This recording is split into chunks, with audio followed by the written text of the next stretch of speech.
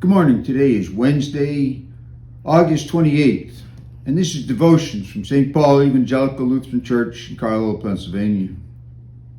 We're going to take a passage today from John's Gospel, and it's going to start with a commandment to love one another that is familiar to an awful lot of people.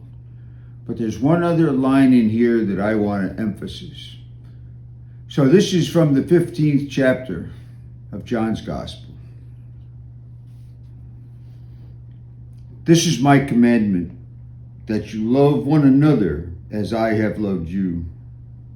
No one has greater love than this, to lay down one's life for one's friends. You are my friends if you do as I command you. I do not call you servants any longer, because a servant does not know what the master is doing. But I have called you friends, because I have made known to you everything that I have heard from my Father. You did not choose me, but I chose you. And I appointed you to go and bear fruit that will last, so that the Father will give you whatever you ask in my name. I am giving you these commands so that you may love one another.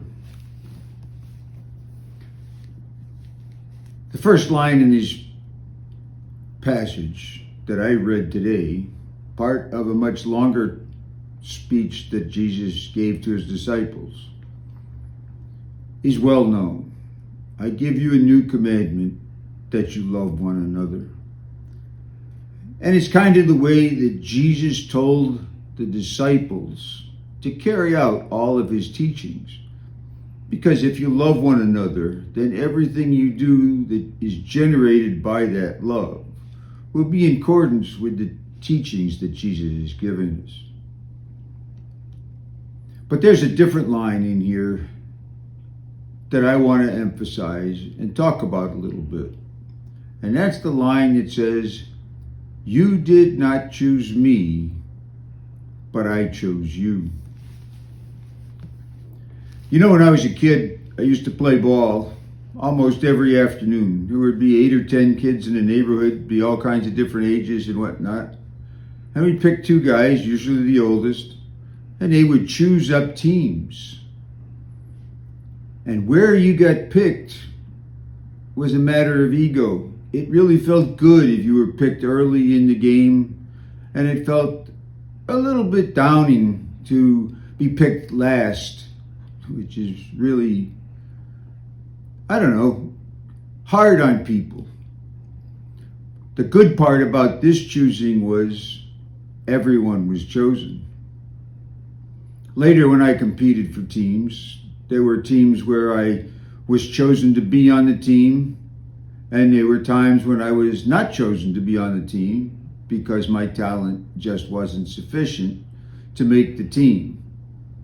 I found that in high school, and it was hard. It was very hard on me to hear that.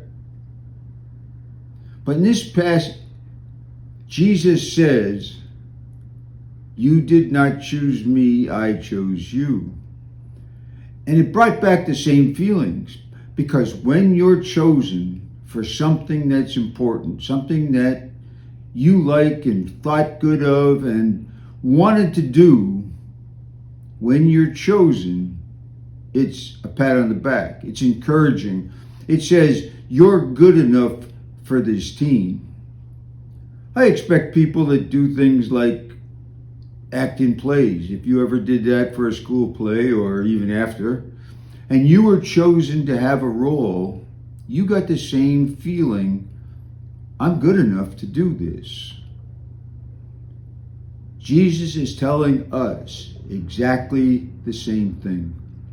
We are good enough to be part of his team. He wants us on his team, and so he has chosen us. He goes on to tell us why he has chosen us. He has chosen us in order to bear fruit for his Father, by doing the things that he has told us about. And in this passage, he says the greatest of these is that you love one another. But it's all this idea of being chosen that I want to make you think about, because you've been chosen. Jesus wants you on his team, and that's a big deal. And kind of, sort of, that's what the pastor talked about this past Sunday. So he talked about the response to being chosen a little bit more than just being chosen. And your response is important. But the fact that we are chosen means Jesus says we measure up. Now think about that. Think about all the things that Jesus said his death and resurrection was for. It was to get us back together with his Father, to cover over our sins, to take care of all the things that we've screwed up. But he said, by saying, I chose you, you're good enough for me. So then we get to what Pastor said about, think about your own choice. Jesus has chosen us. Now we have to decide, do we want to be on that team or not? And he quoted Joshua, but as for me and my house, we will follow the Lord. That's the same choice that we have to make. And that was Pastor's point this past Sunday. But when you make that choice, when you think about that, and I hope you will, I hope you'll think about that long and hard and how to respond to Jesus' call. Remember, Jesus chose you, and Jesus chose me, and we are good enough for this team. And it seems to me that our response to actually be on this team has to take that into account.